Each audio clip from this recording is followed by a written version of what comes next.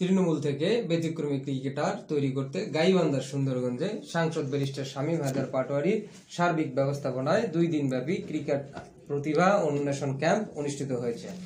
সোমবার সকাল থেকে 2 দিনব্যাপী বামনডাঙ্গা আব্দুল হক ডিগ্রি কলেজ মাঠে ক্রিকেট প্রতিভাবান খেলোয়াড় বাছাই করা হয়।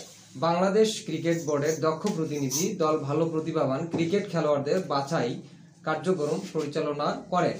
ক্যাম্পে কোচের দায়িত্ব পালন করেন শরীফুল ইসলাম শরীফ। এ সময় উপস্থিত ছিলেন উপজেলা জাতীয় পার্টির দপ্তর সম্পাদক রাকিব মোহাম্মদ হাদিউল, ইসমাইল হোসেন মুক্তি, রাসেল প্রামাণিক, শাহ সুলতান, সুজন সহ আরো অনেকে। ভালো লাগতেছে যে বামনডাঙ্গার বুকে এরকম একটা উদ্যোগ, আসলে ধন্যবাদ দেওয়ার মতো ভাষা খুঁজে পাচ্ছি না। যে আমরা দেখা যাইতো যে খেলার জন্য রংপুরে যাইতে হইতো অথবা গাইবান্ধায় যাইতে হইতো, কিন্তু আমরা সেই সুযোগটা এখন বামনডাঙ্গা থেকেই নিজের বাড়িতে থেকেই বসে খেয়ে খেলার সুযোগটা পাচ্ছি, খেলতে পারি।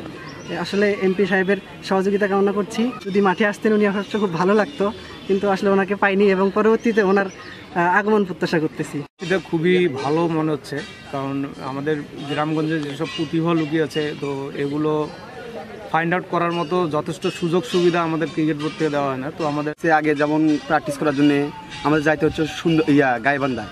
এখন আমাদের এমপি সাহেব অনেক ভালো করছে, দূরে যাওয়া লাগছে না।